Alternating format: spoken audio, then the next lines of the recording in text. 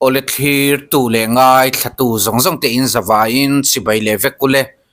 hei tun truma chuanin Iran Israel US buaina chungchang kan ron update dona ti chuanin hei social media kan lu chuan Twitter ani mo X ani mo IGFB Israel Prime Minister Benjamin Netanyahu thlak ron viral na sakhop maya in chimatra an la chuk lai hei thlaka kan muang hian Iran lam chuanin a thi ani tiin thu chu an ron siam mau mayani mo amaro chu PM hi social media trangin are ngal mak chuang big lawa thu tharte poron da zela Iran lampang chona thi angin thuan the darani engpo ni sela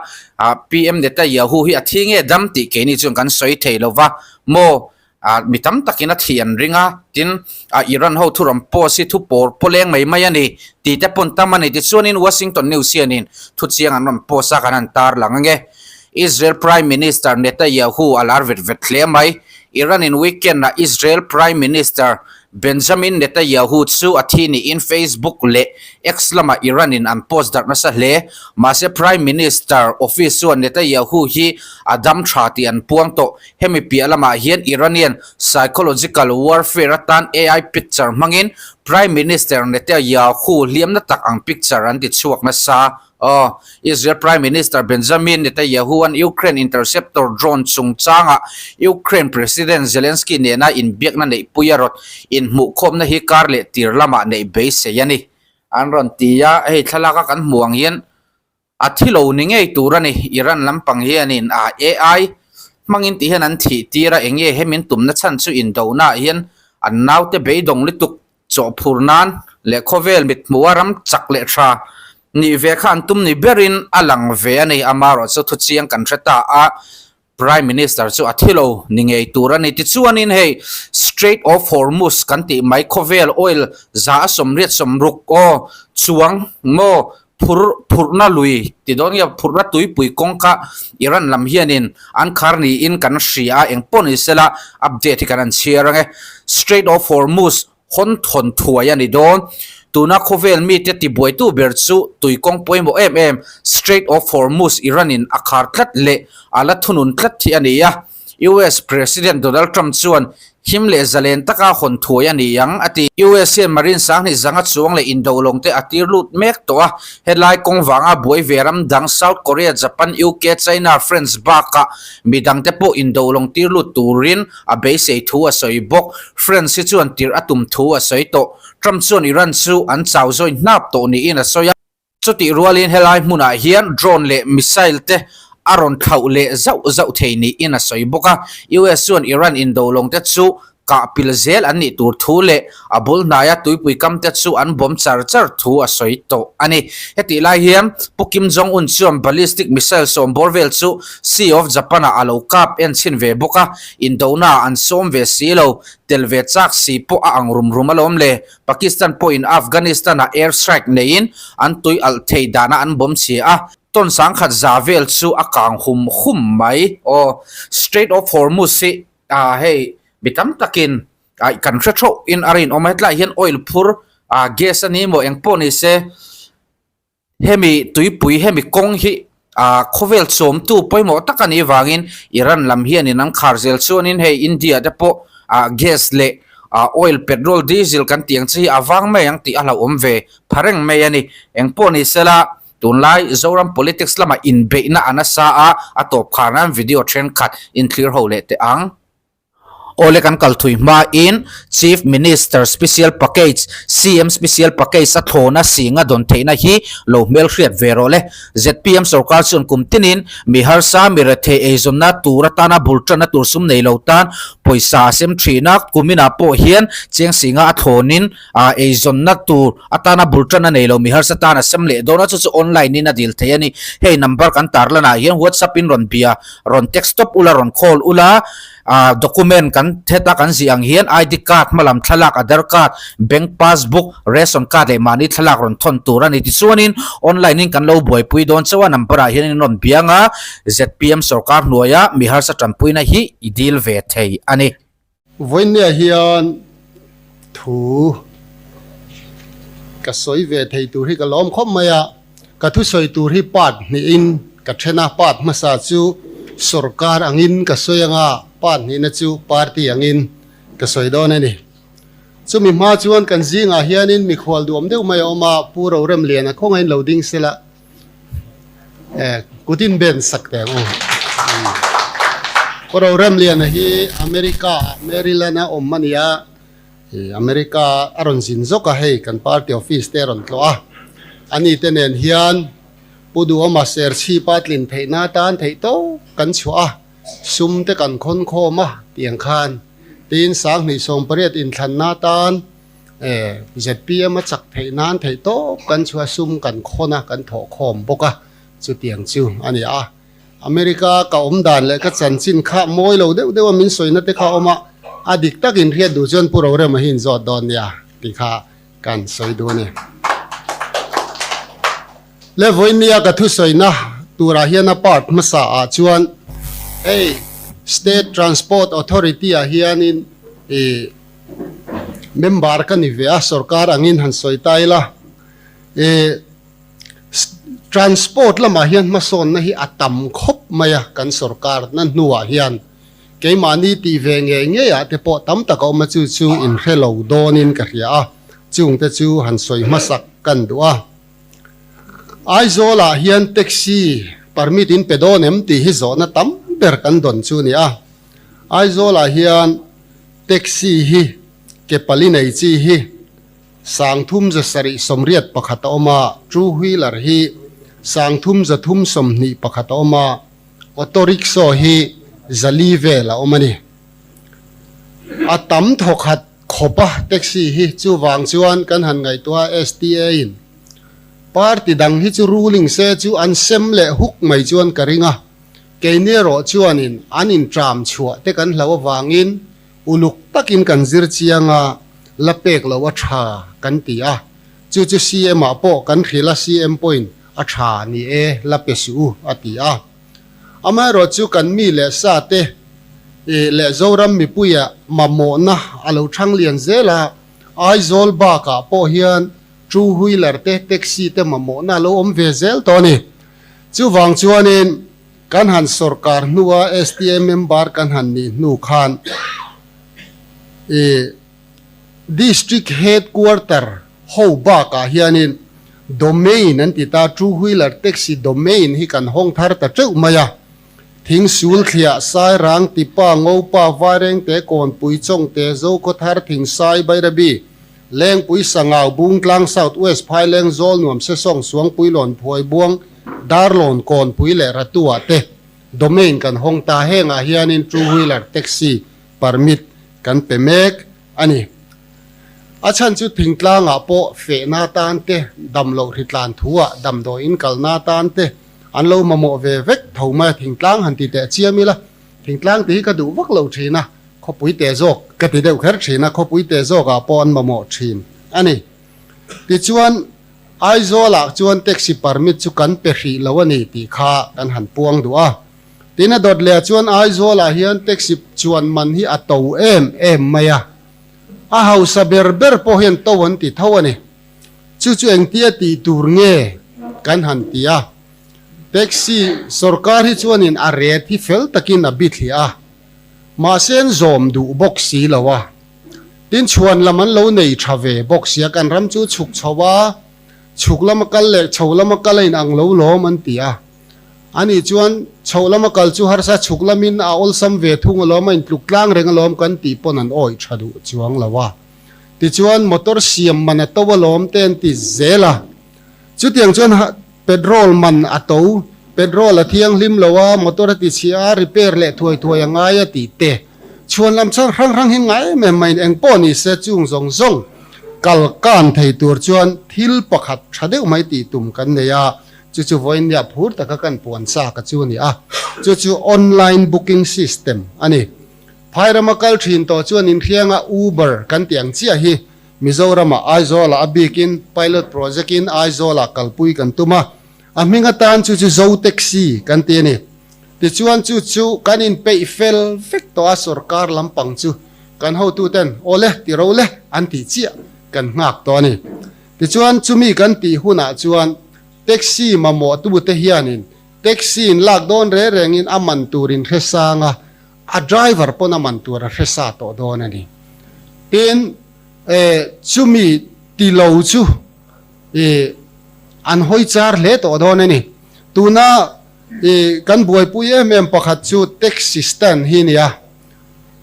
sarkar masala maten lo chom lian to ang reng sia han pai sangot the ni lawa ama ro che mi online booking system kan man lu hi chuan all samte in abo to don ni in alanga a chan chu hei puro re mate ho nen hi chuan america ma na tangin kan mang to a kan phone a khan kan phone mang vekin taxi hi kan kowin kan la to don ani entir nan in lo phar dinga taxi la don ni pon ta khan QR code ti han kha han lak mai tur om dona in kaldu na in soyanga ta chuan in amman kha in han chu in kaldu na in han chulu tanga khami hmuna tanga amman kha aron lang dona I phone a khan cheng som nga ti ron langanga driver phone a po som nga ti lang bokanga driver khan adu chuan accept tanga apomanga ti chuan in nial boy ngai lovin aman thesa in kal to don ani chu min taxi a ko reng khan meter zathum bial radius a om te khanin kha signal a khan lo mu to don ani chuan taxi a mutu signal mutu te khanin an accept wat chuan khami kha kal tur a chu nia chu wang chuan mun khata om thlur lovin aizol khopuya hianin anin chap dar kha ngai to dona taxi stand hi abo ti thei to don ani chu wang chuan he thil hi a thadon mem maya mi ten an ngak lela Mizoram aizol am tourist am tak kan neya allo kalapia ngan Sawisel ber chu I taxi man to hi ani aizol an lo thlenga re ek tlang teng kal do an kal lengam si lawa tiang chuan mi soidan chuan tourist ho hianin an budget atanga 16 engani 6% vel hit taxi vel tan an zuwa thin ani tia mase Mizoram a chuan za som paruk vel lai an manangai tlat mai ni asang lutuka mundang ain chu wangin helai hi tourist ho tan po ke mani local mi ngei tan po kan kho pui to tuk to te po hi taxi man hiat lak niam chuan taxi rin tlak kan man thei chuan motor keng chuak kherlovin taxi in mitam tak kan kal du don ani kan tiani chu kan mabak ani chu apani na chuan hei kan party office atang hen tu bernge ka he to lo puti STMM barin isia two wheeler taxi rong hi siam te u atia min khila thakop takang a katia kapulu ta ti chuan ni so pathum thlasom phani sang ni som ni pali tang khan taxi rong two wheeler taxi rong hi kan lo nei ta a chu ZPM sarkar nu thil thar liaw ani chu ten adot le chuan in kan soi zung ange city bus ding reilu tuk thin aizola hei mitin in kan ngai mo a ian chinang u kan tia September October thla khan ni kum khan kan en china chanchin bu wanglai ni ate po min fakna sarkar fakna tam kha ma se azuzi le ta ria chu kan ngai to no na thadon via ve kan ti a ti chuan hei hi chak taka kalpui tumin kan in sangru ta meka bas hi adinganga achuk turan chukanga lon turan lon chona kal nghal zung tong in nga vung hi om to do lo chu kalphung thar ZPM sarkar atanga chatuana man to tur duan chua kan tum chu nia chu mirwal chuan hei kan party president hianin thil pakhat ti tewa tia chu thei to pin bo zui kan han tu banga bas tere te mi som pathum bor chuan thei na hi rang takakal zung tur AC ni bok rim tui bok moi bok thalai te po le kor chungah te po in tharung mi alawa lim taka nal taka an chuan theina tu tle mina man po lo sang de uzok se hei hi ngai tu te uatia thadon lein gan ria chu muntina akal thei boka tuna kan city bus ho hi chu muntina ankal thei lova kongte azima chu wang chuan hun local tura helam pang po hi kan ngai tu donani ti kha kan soidua tin malang na tur hi tam taka oma thil pakhat ka soidu ero chu kan minister te kan MLA te korap lo tur hian kan du lea thewa ma se ke mani mi mal te hi kan korap theu loi sia ke ni chu corrupt pila kan ho tu te ro chu corrupt su se kan ti deuh tlat hian alanga kan corrupt na sat na ber chu motor registration a hian ani sum kan hlo na salutuk transport hian motor registration fellow hi atam lutuka ain chui tak tak thei to si lawa helai bor hi ZPM in abik takin mi pui te hian thil tha du kan ni boka mani theu loin en nonila thome le khami chin kha sarkar chin chu ni se tu na party lampang han soi tai la thome Christmas chung zong mai khan la pakhat karil ruwa alanga lakai lek ania chu chu hei kan pi le pu te kanu le pa ka pi le ka pu te ho hian lakai lek hin ngai theilo hle poksia karil ruina sa sa ma se ka saringam chi alawa kan cham chu ka nga akar ol ka da ruwa ka nga chumi churing leng longa ron da khat thei inom chuanin loman ka peng cheu a chang dik ber hne na karil ro om chei hi ni kai lek hla ka ti kha khovela hian CM tam takan lo piang ta a ma se lal ang hin la piang ai lo a varing to lo ve he ni mo ma se lal do mang hin la piang ai lo ti tun Christmas bor vel khan karil ro hen om reng maya chu chu hla kai le kan ya ani hian lo man dong don ani ngi ming kha van thiang hi ma lawm ome le di ZPM sarkar hi atha khop maya atha ziah riat na pakhat chu hei hi ni puchong ku nga kan tha thewin ka ringa puchong ku nga hian thian pakhat hne na ngoi te brigadier ho kan ti tum thil tha zong zong kha ZPM hian an ti vek mai ka ti atiani chu vain puchong ku nga po hianin ZPM hi angai sang hle ni ti hi voinia ka soi do ni kan that em awang hian opposition ho hi an mang ang ema an tum ber nia lang chu tu na hian mi tenan oi mi lo tur po ni se rei lo te chung talan oi takin ti be sein thu wa uk dot thu soi an or ani voinia hian ka soi du chu man ni loka puzo din tluang ana CM corrupt berakan CM ron pu teng te kha voinia chon thu thi to ni ma se thil om ang lo lu tu kania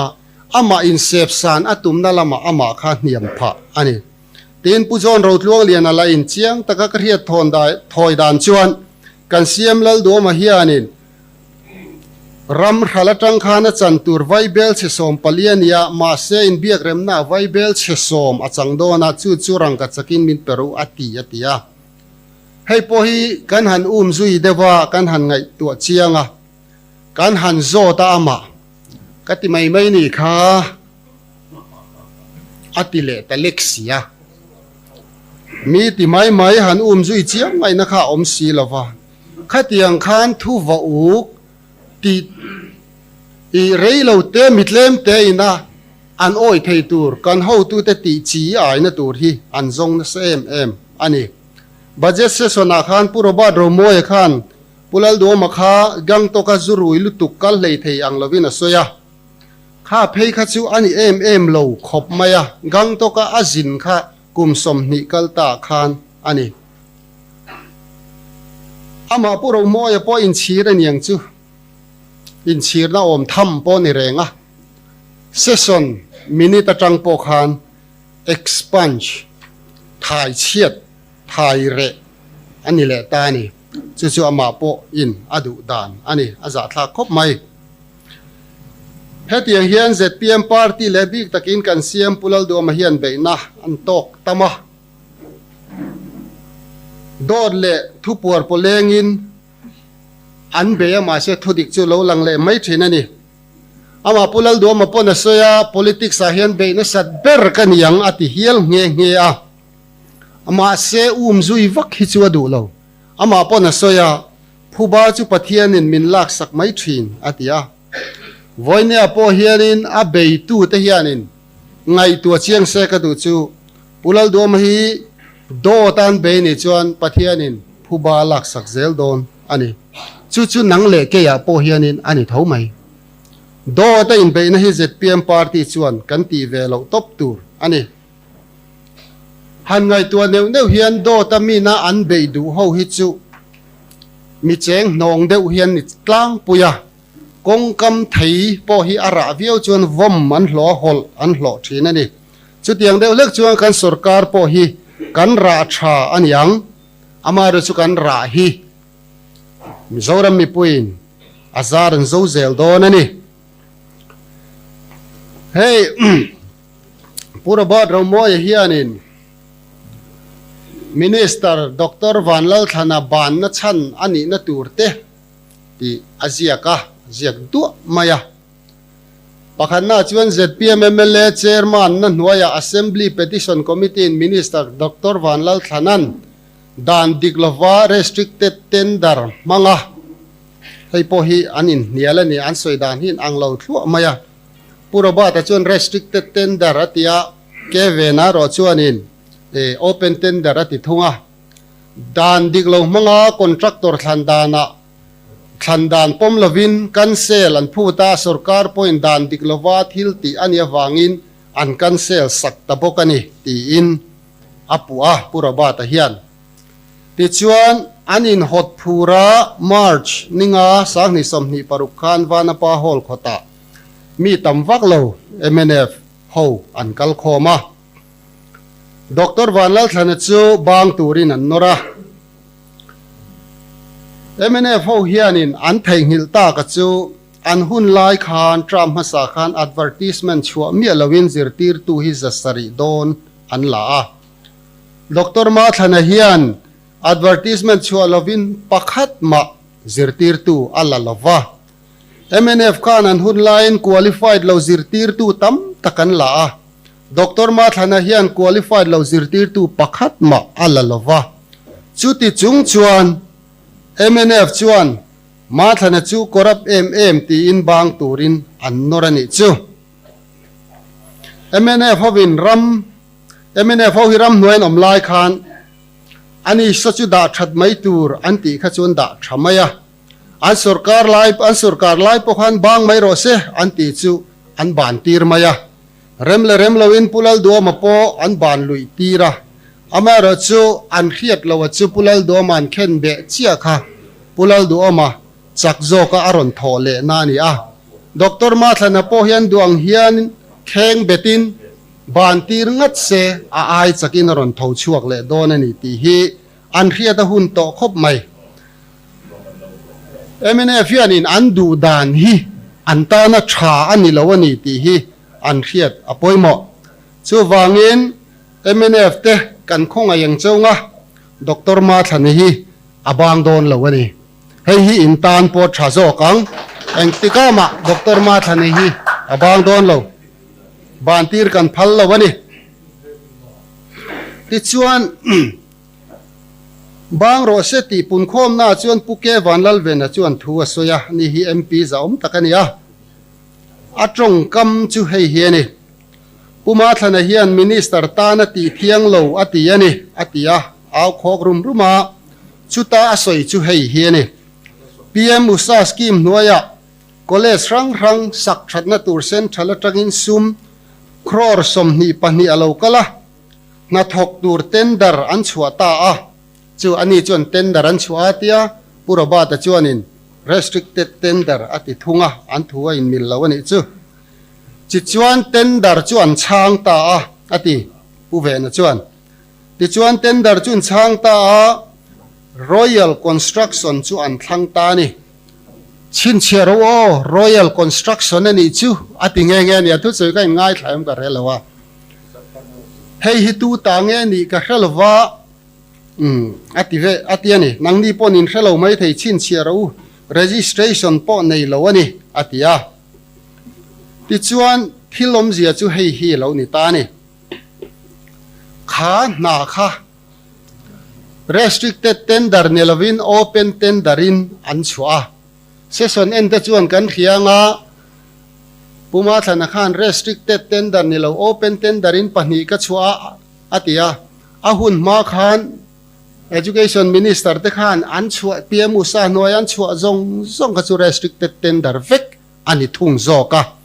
a sual ti tu chu zokha a che sual zok an tang ta ni ti chuan contract chang tuan ron om ta chuta MNF an complain ber chu registration po nei lo empanel farm po ni lo na an pe corruption na salutu kani an ti ta ni tiang chuanin an na pe ka kha royal an na pe rondil tu zinga na an puma thana te na an pe ta ka chu royal consultancy services ani a chu comparative statement an siam na khan a ming kha royal consultancy services ti nilau khan royal construction tin an lo ziak pala chulai te chun la por ta ni ti chuanin putilal limpuya jin sia petition committee chairman a IO turin engineer ro minga MLA an ruat ta a ti chuan puro minga ho chuan chulai board chuan ngai tu a puro minga kha angal chak de ulek nge ni report thelu tura khan chanchin bumi te lo ko ta hiala chu ti lo top tura nia chu mai ba ka khami report a khan tel mi lo tur le kha atel lui tir bokani official ho om sia chu rei lo te ho tu ni na an changa thil tam tak kha bo chengal rem rum mai ni chu a power a abuse ni chu bang tur ni don seng chuan engineer ro minga zo khi bang tur ani dan kalphung abo chena salutu ti chuan atang tluan ta thaka chanchin bumi te ka ko lo te tia amara chu khol lok phone a hian chuan in ain zon chua thei vek to khatiang te po kha trula ni chuan zon chua hi kan ho tu ten an huama an ngamani ti kha kan soi dua ichina ka soi kha kan soi zo manga ti chuan na mutu chu royal consultancy services ani ama se anzia suala wangin royal construction tin an lo zia ka dan declavin registration nei lo nan penny antia an ang ta a an complain ta a thilom zia hi han ngak lek se khiat fia mai tur siam that mai thenia aturimin puma thana chuka bia ani le puma than royal consultancy services si anei tu re rengem katia khenang atia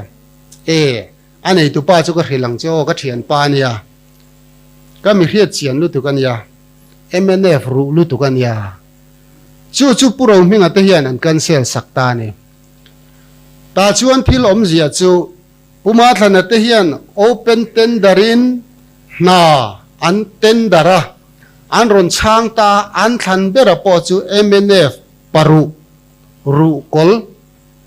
in achanga ni chu unfair zia lan na ni chu kan ho tu te hi tunge khami company nei tu kha riat pon khelo ma se thaberan riat avain an thlang mai ni amaro chun ron soi nokta ka chuan an cancel saktan fi pui khan contract na chan ta ni chu lela ma chun pathian rem ro ta niang a tur chu ania ti chuanin dan bo chiah ti in puma thana chu an soya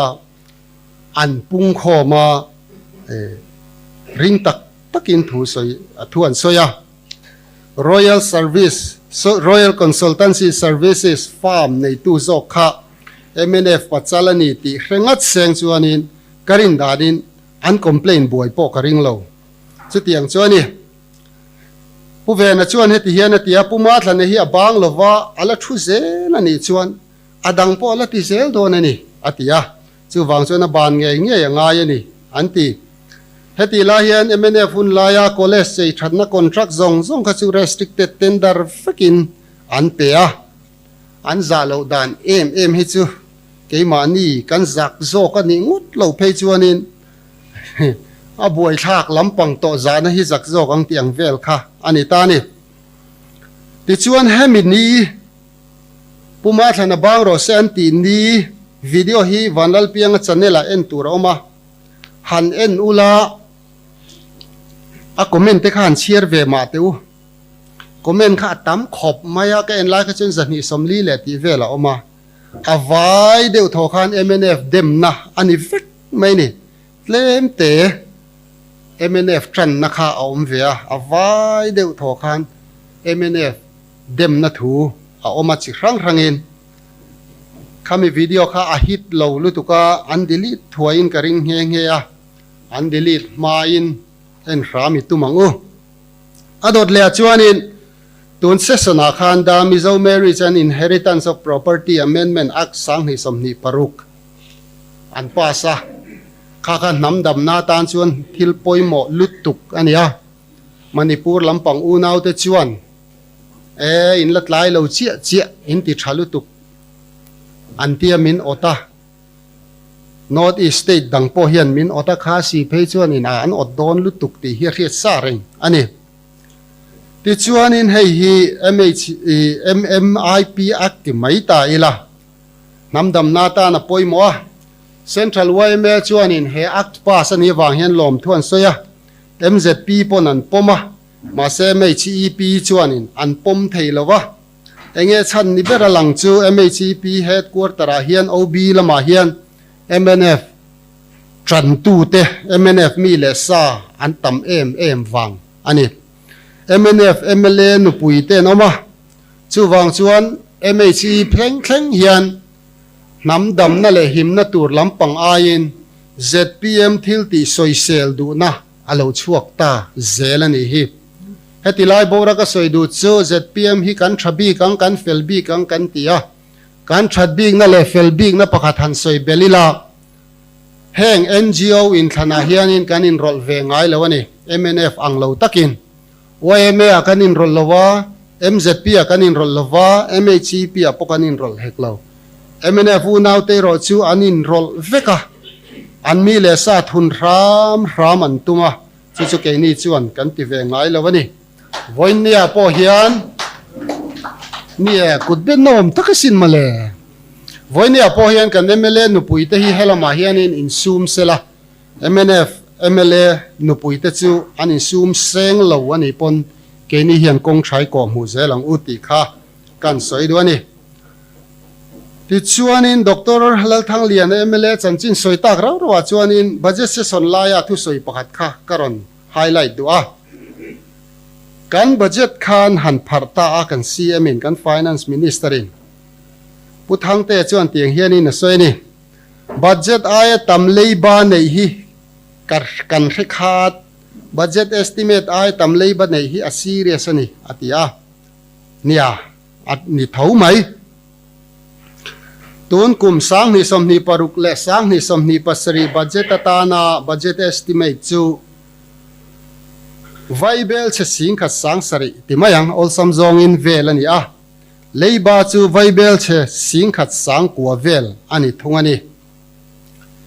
kanram hruai tu MLA rei takni to ten budget estimate aya budget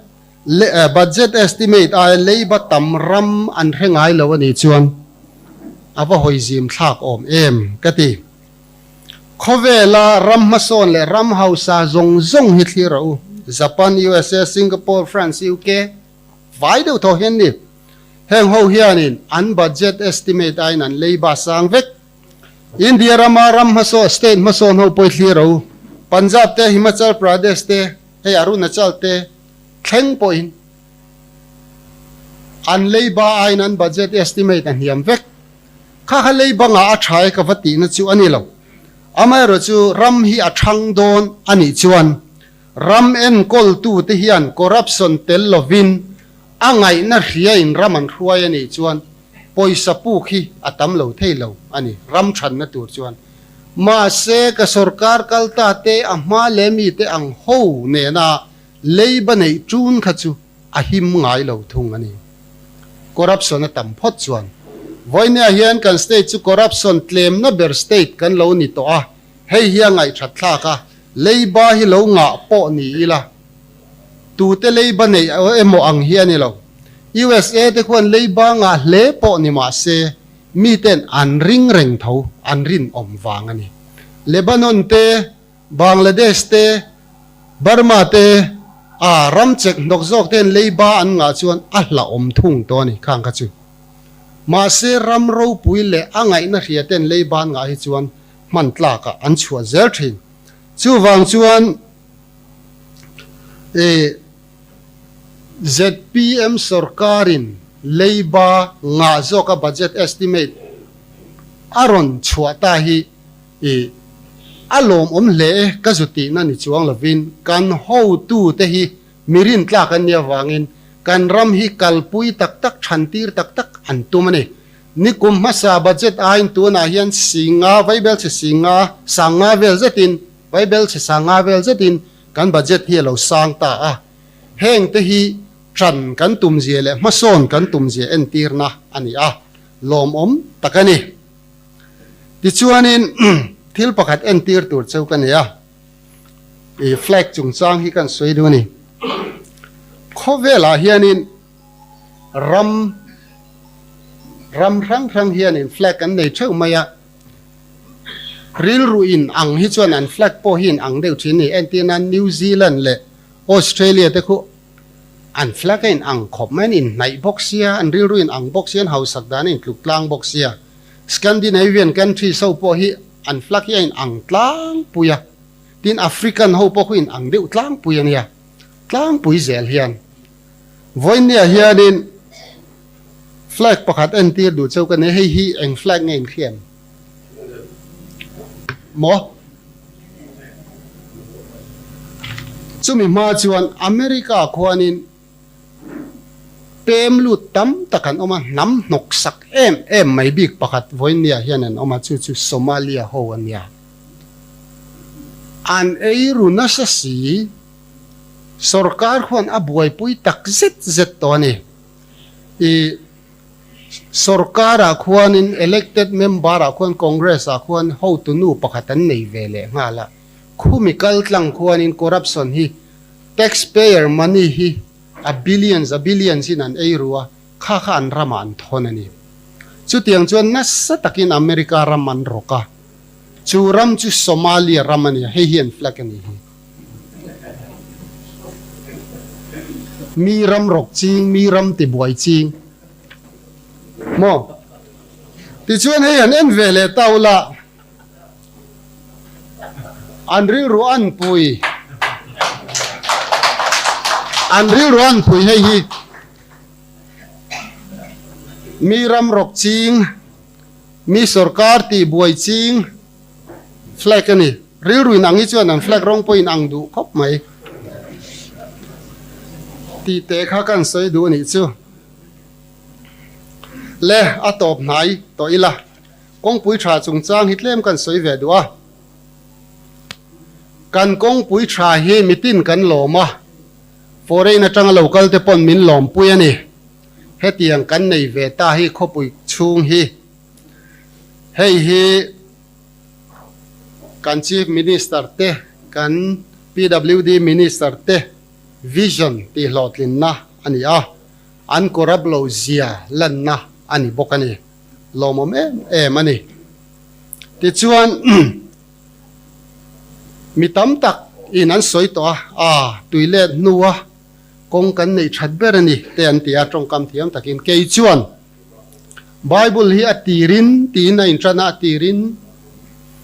atirin pathian in leile van siam ti na in tran top mai ni thil top soina ni tir chu thil bul soina ni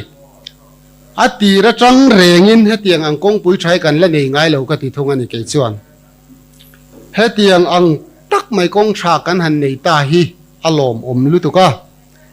puhlana thorim na ania an korap lo zialan na ani bokani nikumem mi puhlana ten kan minister ten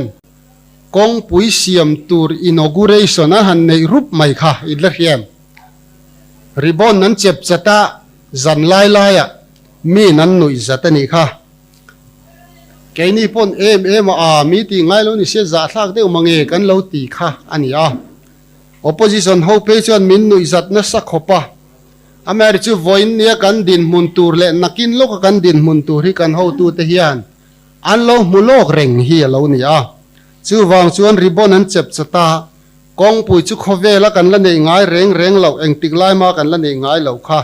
voin nia hian min peta ni ai zol chang hi kong puya tha ni lawa mizoram mun tin hi a thatan ani keipo ka thu soi kong pui tha kan nei don ti ka soi kha video clip an da chu ka chir diak ne na kong pui om an da ko pa min deu so min nui zata ma se kan ho tu ten he tiang hian an ti thei don ani ti karina wangin be seina nen kan soi kha ani a atakin alo thleng ta hi alom omani ti chuan hey eng wangin nge na sin kut kha a hit view kan ti chuan kong pui tha kala nuam tlat to lom eng wangin nge sai tual ke tripi khom pui kha hit view kan ti chuan kong pui tha kala nuam tlat to lom mi zo te hi rual ot mi kan nia e changkan zel du mi kan nia chu wang chuan hetiang kong pui tha kan han nei chuan in troi om ko nga te e in pek na thuk jok ko nga te ma kan son zel don ani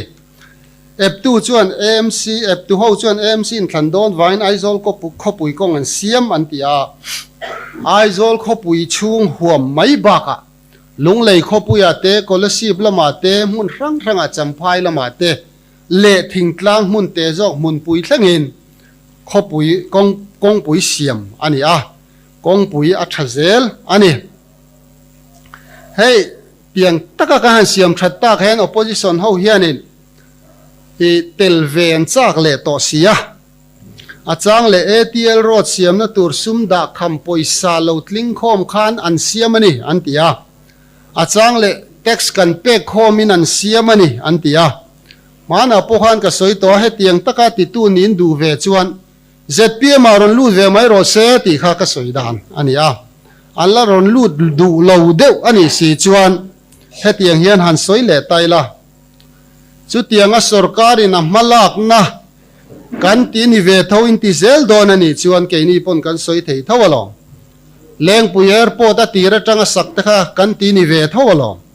a tira train vana pa hol sakte po kan ti ni ve thawalo sarkar sum ve ka ti nia RG stadium te po kan saka ni ve thawlom kan ti ve thei tho ani chu wang chuan voin nia hian hetiang ang mason da zoramin amuta hi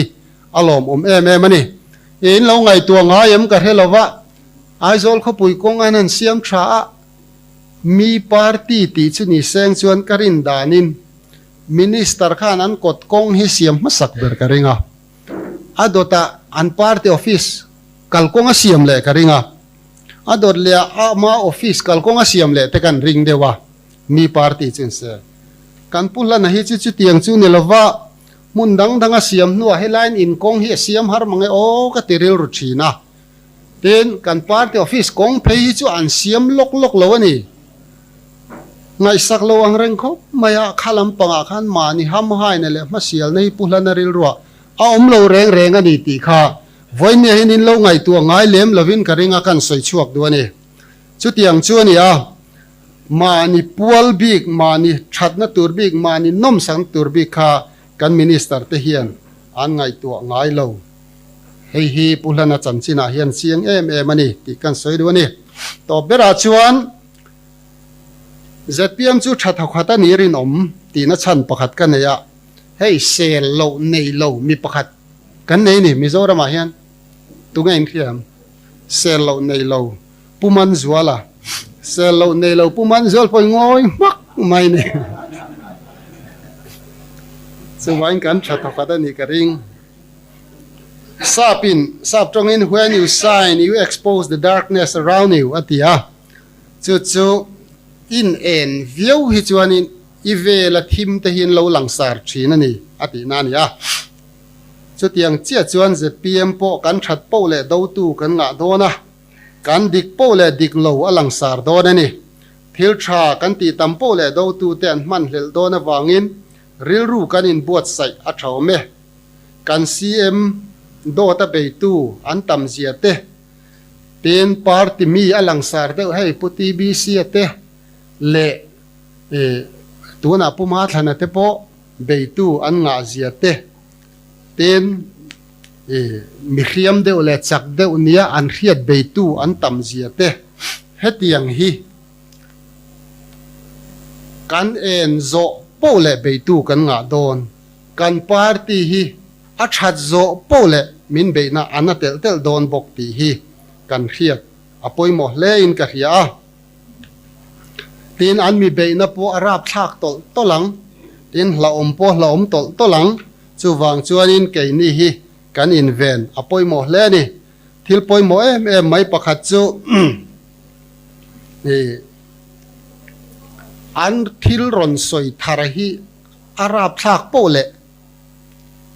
thilan thup thei si lawa mana mi ten ron soi thar ani chuan an soi chak to voinian he chuak thar ani chuan an phuat chopa ngai ula a top kho ka chuan MNF le congress thu soi hi chu oi lo phot mai ro party mi te hian chu chu kan in cha do ni kalome